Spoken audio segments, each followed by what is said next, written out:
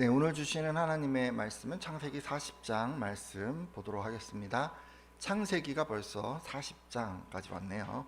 창세기 40장 1절에서 23절까지 말씀이 긴데 읽어가면서 말씀 나누도록 하겠습니다. 형통 중에 어려움, 그게 어떤 의미일까를 오늘 좀 생각해 보려고 하는데요. 지난 시간에는 그 형통 중에 만나게 되는 그 어려움이 어떤 의미인지 알아보기 위해서 요셉을 살펴보았습니다. 성경을 보면 요셉에게는 크게 세 번의 어려움이 있었죠. 첫 번째 뭐였습니까? 가족에게 버림받는 그런 어려움이 있었어요. 요셉은 형들과는 달리 의롭게 살려고 애를 썼습니다. 하지만 형들은 그를 미워했죠. 그리고 요셉이 그들을 다스리게 될 것이라는 꿈 얘기를 듣고 이런 미움은 극에 달했습니다. 결국 형들은 요셉을 노예 상인에게 팔아버렸습니다. 의롭게 살려고 애를 썼지만 자신이 속한 공동체에서 버림받은 것입니다. 두 번째는 뭐였습니까? 억울한 일을 당한 거였어요. 그렇죠? 팔려간 요셉은 그 이집트 친위 대장의 노예가 됩니다. 근데 이제 거기서 하나님께서 형통하게 해 주셔가지고 가정 총무가 되죠. 일이 잘 풀리는 것만 같았습니다. 하지만 그것도 잠깐 그는 안주인의 유혹을 받았습니다. 요셉은 계속 거절했지만 이로 인해서 미움을 받게 되어서 이 성추행의 누명을 쓰고 감옥에 갇히게 되었습니다. 억울하게 죄인이 된 것이죠. 지난 시간에 여기까지 말씀을 나누었는데 오늘은 요셉이 당한 세 번째 어려움을 소개하고 형통한 중에 겪는 어려움의 의미를 생각해 보려고 합니다. 자, 여러분 먹튀라는 얘기 많이 들어보셨죠? 먹튀라는 단어가 말을 이제 요즘 흔히들 쓰는데 먹고 튄다 뭐 이런 의미인 것 같아요. 그렇죠? 자기 이익만을 챙기고 빠지는 것 또는 뭐 그런 사람, 이런 사람들을 우리는 먹튀라고 합니다. 자, 일반적으로는 남의 돈을 떼어 먹고 행방을 감추는 어떤 그런 행동을 말하는데요. 기업의 대주주 가운데 이 먹튀하는 사람들이 있습니다. 그러니까 기업의 어떤 뭐 상황, 그런 어떤 재무 상황, 뭐 영업 실적, 이런 어떤 기업의 정보를 사실과 다르게 과장해서 알리고 그리고 이런 허위 정보를 보고 투자자들이 몰려서 이 주식이 오르게 되면 자기가 가진 주식을 고가에 팔고 유유히 사라져 버리는 것입니다. 그러니까 나는 수익을 냈으니까 됐어. 뭐 남들이야 어떻게 되든지 알게 뭐냐, 뭐 이런 식이죠. 여러분 정치에도 먹튀하는 사람들 종종 있습니다. 선거에서 이기기 위해서 지키지도 못할 선심성 공약을 남발하고 이것을 믿은 사람들로 인해 당선이 되면 그 후에는 언제 그랬냐는 듯이 실행하지 않는 그런 사람들입니다. 뭐 이미 당선되었는데 뭐 꼭 내가 약속을 지킬 필요가 있겠어? 라는 이런 식입니다. 우리들도 수많은 인간관계 가운데서 먹튀를 만나고는 하는데요. 뭐 보통 이런 거 아닙니까? 아쉬우면 다가와서 이것저것을 부탁을 하더라도 자신의 필요가 채워지고 아쉬운 게 없어지면 언제 그랬냐는 듯이 은혜를 저버리고 자기 이익만 챙기는 그런 사람들이 있습니다. 이런 사람들은 그런 것 같아요. 받는 거를 그냥 굉장히 당연하게 여기고 뭔가 되돌려주는 거에 대해선 전혀 신경을 쓰지 않는 것처럼 보입니다. 혹시 이런 일 당한 그런 분들 계십니까? 다 당한 것 같네요. 네, 표정을 보니까 다 당하신 것 같네요. 근데 여러분 요셉도 이런 먹튀를 당한 것 같아요. 여러분 오늘은 어떤 일을 당했는지 한번 보려고 하는데요. 이게 이제 본문은 저희가 이제 읽어가면서 이제 지금 오늘 진행을 할 거거든요. 내용이 좀 많아요. 그런데 여러분 그래도 말씀을 조금씩 읽어가면서 천천히 확인해 보도록 하겠습니다. 자, 요셉이 두 명을 쓰고 지금 감옥에 갇혔다고 했잖아요. 근데 그 이후로 시간이 좀 지났습니다. 이집트 왕 바로에게는 술을 따르는 신하와 빵 굽는 신하가 있었는데 그들이 죄를 지었습니다. 그래서 왕은 그들을 친위 대장의 집안에 있는 감옥에 가두었습니다. 여러분 근데 이 신하들이 어떤 신분인지 아십니까? 이 고대 근동에는 왕을 독살하려고 하는 사람들이 많이 있었습니다. 그래서 왕은 자기가 가장 신이 맞는 사람들로 하여금 이 술 또는 음식 이런 것들을 감당하게 했습니다. 그러니까 술을 따르는 신하, 또 빵 굽는 신하는 지금으로 치자면 대통령 옆에서 보좌하는 바로 그런 사람들, 측근에 있는 사람들, 뭐 대통령 비서실, 뭐 직원, 뭐 이런 사람들, 이런 지위의 사람들인 셈입니다. 근데 그들이 죄를 지어서 감옥에 가게 되었다고 합니다. 근데 그 감옥에 누가 있었을까요? 요셉이 거기에 있었어요. 고위직의 사람들을 지금 자기 집에 있는 그 감옥에 가두게 되니까 이 친위대장이 마음이 쓰였나 봅니다. 친위대장은 요셉에게 그들의 시중을 들게 합니다. 자, 그리고 이제 여러 날이 또 흘렀어요. 어느 날 이 두 신하는 같은 날 다른 꿈을 꾸었습니다. 근데 꿈의 내용이 심상치가 않은 거예요. 그래서 이 사람들이 마음이 너무너무 힘들어졌습니다. 근심에 빠지고 그것 때문에 막 스트레스를 받기 시작했어요. 왜냐하면 이 꿈이 좀 뭔가 범상치 않은데, 근데 이 꿈의 내용을 해석해 줄 사람이 없었기 때문입니다. 가까이서 이들을 섬기던 요셉은 이런 형편을 보고서 꿈의 해몽은 하나님께서 해 주실 것이라 이렇게 얘기하면서 꿈의 내용을 자신에게 얘기해 달라고 합니다. 그러니까 이에 이 두 사람 중에 술을 따르는 신하가 먼저 자기가 꾼 꿈의 얘기를 합니다. 어떤 내용이었을까요? 창세기 40장 9절에서 11절까지 말씀인데, 창세기 40장 9절에서 11절까지 내용이 좀 긴데요. 같이 읽겠습니다. 술 맡은 관원장이 읽습니다. 시작. 술 맡은 관원장이 그의 꿈을 요셉에게 말하여 이르되, 내가 꿈에 보니 내 앞에 포도나무가 있는데 그 나무에 세 가지가 있고 싹이 나서 피고 포도송이가 익었고 내 손에 바로의 잔이 있기로 내가 포도를 따서 그 즙을 바로의 잔에 짜서 그 잔을 바로의 손에 들였노라. 아멘. 자, 술 따르는 신하가 이제 꿈 얘기를 했어요. 꿈을 꿨는데 앞에 무슨 나무가 있었다 그래요? 포도나무. 요즘 포도 맛있죠? 요즘 한참 포도가 맛있더라고요. 이 포도나무가 있는데 가지가 몇 개예요? 3개. 하나, 둘, 셋 이렇게 가지가 있어요. 근데 거기서 싹이 나고 꽃이 피고 포도송이가 열렸대요. 그래서 이 사람이 어떻게 했냐면 자기가 이제 손을 딱 보니까 왕의 술잔을 자기가 들고 있어서 그 포도를 따서 포도즙을 만들어 그 손에 있던 술잔에 붓고 그것을 왕에게 갖다 드렸다고 합니다. 그러면서 이게 도대체 무슨 꿈인가? 라고 이렇게 물은 거예요. 자, 그러면 이 꿈에 대한 요셉의 해석은 무엇이었을까요? 함께 볼 텐데 창세기 40장 12절에서 13절까지 말씀입니다. 창세기 40장 12절에서 13절까지 말씀인데 제가 읽을게요. 요셉이 그에게 이르되 그 해석이 이러하니 세 가지는 사흘이라. 지금부터 사흘 안에 바로가 당신의 머리를 들고 당신의 전직을 회복시키리니 당신이 그 전에 술 맡은 자가 되었을 때 하던 것 같이 바로의 잔을 그의 손에 드리게 되리이다. 아멘. 자, 요셉이 술 따르는 신하의 꿈의 내용을 이렇게 해석을 했어요. 꿈속에서 본 그 3개의 포도나무 가지는 3일을 뜻합니다. 지금부터 3일이 지나면 왕은 당신을 석방하게 될 것이고 전직을 회복하게 될 것입니다. 그래서 전에 하던 것처럼 왕에게 다시 술을 따르게 될 것입니다. 라고 해석을 해 주었습니다. 정말 좋은 꿈 아닌가요? 그렇죠? 지금 감옥에 있는데 3일이 지나면 다시 이제 석방이 되고 그 하던 일을 계속 하게 될 것이다. 이런 얘기를 이제 들은 거예요.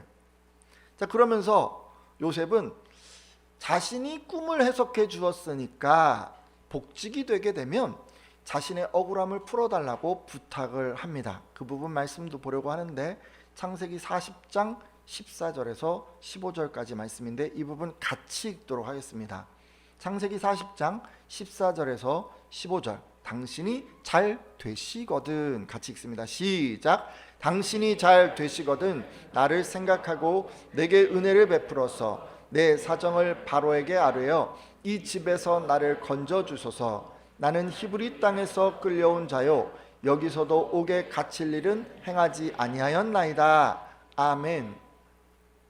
자, 요셉은 이제 소개를 합니다. 자신이 지금 히브리 땅에서 강제로 끌려온 것이고 여기서도 감옥에 갇힐 만한 그런 악한 일은 하지 않았다. 이렇게 얘기를 하면서 자, 자기가 해몽한 대로 그 술 따르는 신하가 잘 풀리게 되면 자기를 기억해 달라고 얘기를 했습니다.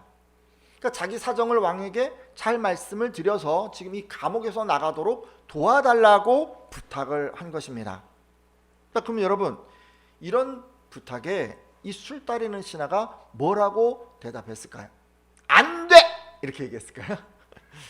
성경이 자세히 기록하고 있지는 않지만 당연히 이렇게 얘기했을 거예요. 그래, 내가 만약에 복직만 된다면 너를 기억하고 너의 억울함을 풀어주겠다라고 했으리라고 우리는 추측해 봅니다.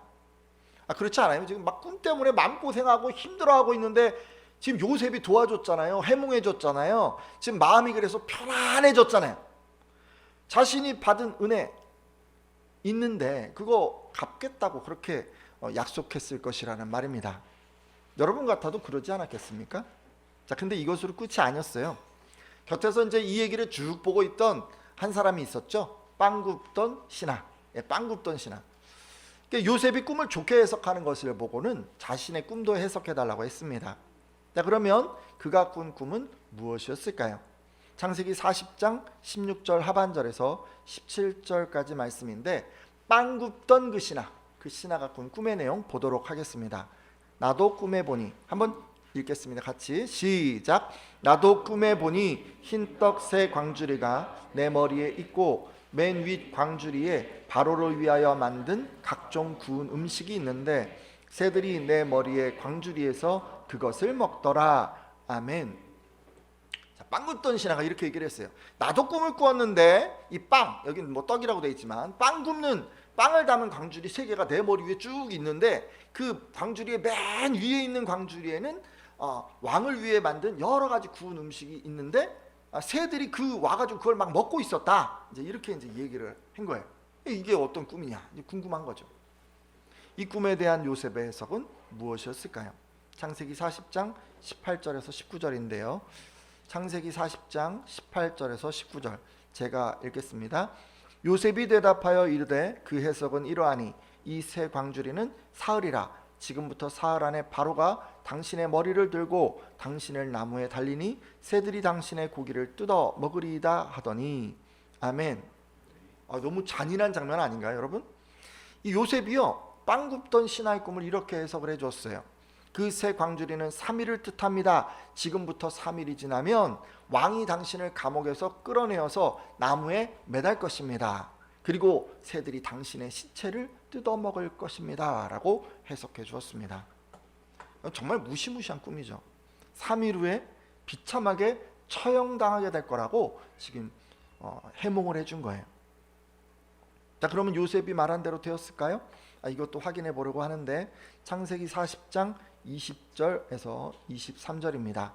창세기 40장 20절에서 23절까지 말씀인데 같이 한번 읽어볼까요? 제3일은 바로의 생일이라. 이제 3일이 지났네요. 그렇죠? 한번 읽겠습니다. 시작.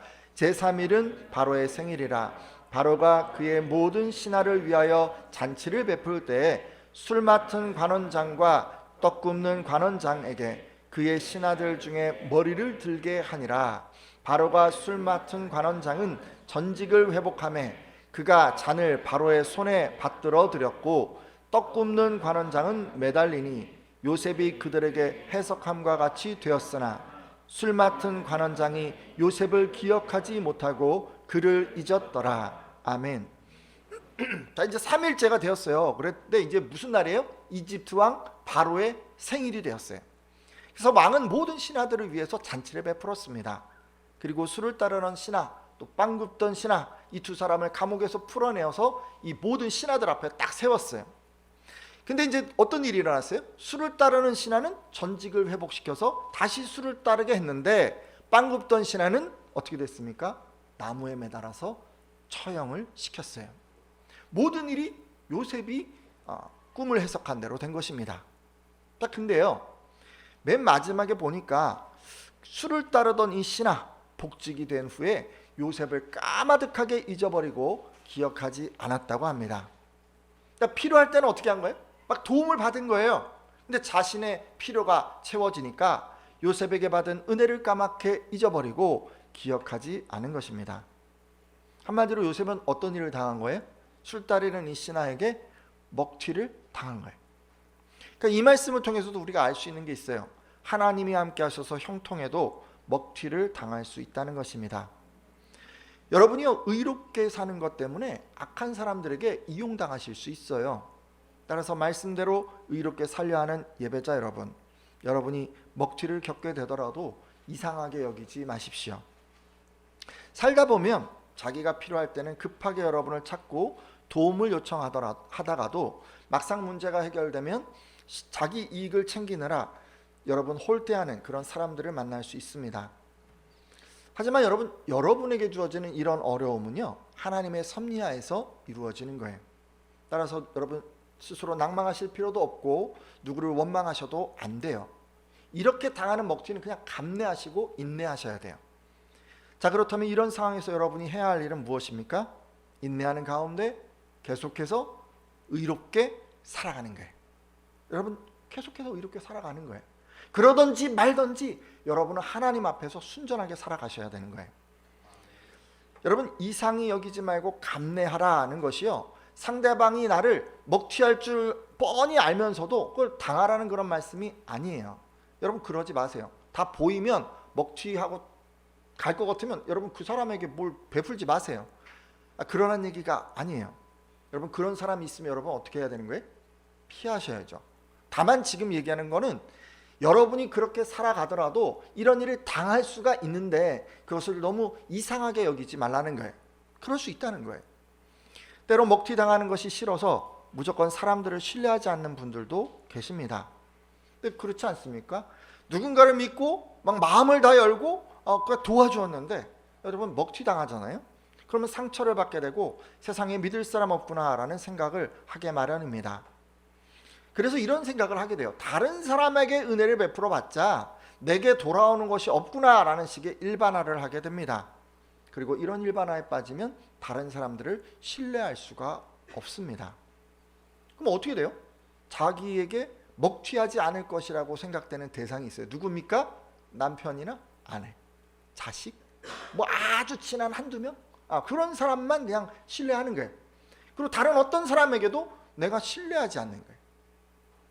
하지만 여러분 이런 모습도 바른 것은 아닌 것 같습니다. 이분들의 대처는 마치 장마가 무서워서 호박을 못 심겠다라고 하는 것과 같습니다. 마땅히 해야 할 일도 만나게 될 어떤 조그만 방해가 무서워서 그냥 안 하는 것처럼 보입니다. 따라서 오늘 함께한 예배자들은 이렇게 안 하셨으면 좋겠어요. 여러분이 사람들을 신뢰하지 않잖아요. 그리고 관계를 맺지 않잖아요. 그러면 먹튀로 잃는 것보다 더 많은 것을 잃게 될 것입니다. 지난주부터 제가요, 지금까지 무슨 얘기를 했냐면 형통했던 요셉에게 3번의 어려움이 있었다고 말씀드렸어요. 그러니까 요셉이 의롭게 살려다 보니까 악한 형들의 미움을 받아서 버려졌고, 또 의롭게 살려다 보니까 누명을 쓰고 감옥에 갇히게 되었고, 또 오늘 살펴본 건 뭐예요? 의롭게 살다 보니까 악한 사람들에게 이용을 당했다라고 제가 이제 말씀을 드렸어요. 아니, 하나님을 잘 섬기고 말씀을 따라 의롭게 살아가는 이 성도들도 이렇게 어려움을 피할 수 없다면 여러분은 왜 하나님을 믿어야 한다고 생각하십니까? 이런 일 당하면 그냥 하나님 정말 계셔? 이런 생각 드시지 않나요? 여러분 우리가 그럼에도 불구하고 하나님을 믿고 신뢰해야 하는 이유는 의롭게 살아 형통하다가 이 어려움을 겪게 되는 이 모든 것들은 꿈이 이루어지는 과정이기 때문입니다. 여러분 어려움이 뭐라고요? 꿈을 이루는 과정. 꿈을 이루는 과정이라서 그런 거예요. 하나님께서는 그 요셉을 향한 계획을 가지고 계셨어요. 그리고 그런 계획은 일찌감치 꿈을 통해서 계시되었습니다. 요셉은 어떤 꿈을 꾸었습니까? 2개의 꿈을 꿨어요. 여러분 기억하십니까? 첫 번째 뭐였어요? 볕단을 막 형들이랑 만들고 있는데 형들의 볕단이 자기 볕단에게 막 절을 하는 꿈. 그죠? 그리고 또 하나는 뭐였어요? 해달별인데 그 별들이 자기에게 절을 하는 꿈. 이런 꿈을 꿨잖아요. 그죠? 어떤 꿈이든 이게 요셉이 높은 지위를 갖게 되어서 모든 가족들이 요셉을 섬기게 되는 것을 의미했습니다. 근데 이게 뭐냐면요, 하나님의 계획이었어요. 실제로 하나님께서는 요셉을 당시 최고의 나라 이집트의 총리가 되게 하셨습니다. 그러니까 지금 같으면 어떤 나라의 최고의 나라가 강대국이 어딘가요? 러시아인가요? 보통 미국이라 그러죠. 미국과 같은 나라의 대통령은 아니고 그 다음 뭐예요? 한 부통령. 미국의 부통령 정도의 지위를 지금 얻은 거예요. 여러분, 요셉이 어려움을 겪은 것은 바로 이런 하나님의 계획을 이루는 과정이었습니다. 진짜 그랬을까요? 한번 좀 생각해 보죠. 자, 요셉이 요셉을 이제 애굽의 총리로 만들려고 하나님은 하시는데 문제가 좀 있었어요. 세 가지 문제가 있었어요. 첫 번째 무슨 문제가 있었냐면 이동을 해야 되는 문제가 있어요. 이동. 하나님의 뜻을 이루려면 요셉은 이 팔레스틴 지방을 떠나서 먼 그 이집트까지 가야 됐어요. 하지만 요셉은 멀리 나갈 수가 없었습니다. 아버지 야곱이 늘 요셉을 끼고 곁에 두려고 했기 때문입니다. 어떻게 알 수 있냐고요? 여러분, 이전에 보셨죠? 10명의 형들이 모두 양을 치러 나갔어요. 근데 요셉은 어디 있었습니까? 아버지 곁에 머물렀어요. 17살이나 되었지만 아버지는 그를 내보내지 않고 그냥 계속 곁에 끼고 있었던 것입니다. 우리는 이런 사실로부터 요셉이 아버지의 허락 없이 멀리 나갈 수 없었다는 것을 유추해 볼 수 있습니다. 그래서 하나님께서는 형들로 하여금 요셉을 팔도록 놔두셨습니다. 악한 일이잖아요. 악한 일이었지만 요셉이 지금 이집트로 가기 위해서 이게 필요했기 때문에 하나님이 그냥 놔두신 거예요. 하나님께서는 요셉이 형들에게 버려져서 이집트로 가게 만드셨습니다. 이것은 이동을 위해서 꼭 필요한 어떤 과정이었어요. 두 번째는 뭐가 또 필요했냐면 만남의 문제가 있었어요. 노예로 팔려와서 이집트에 왔어요. 오기는 했어요. 그런데 하나님의 뜻을 이루기 위해서 요셉은 이집트 왕을 만나야 됐어요. 왕 앞에 나가야 했어요. 근데 여러분 생각해 보세요. 이 요셉이 이게 지금 아무나 할 수 있는 일이 아니잖아요.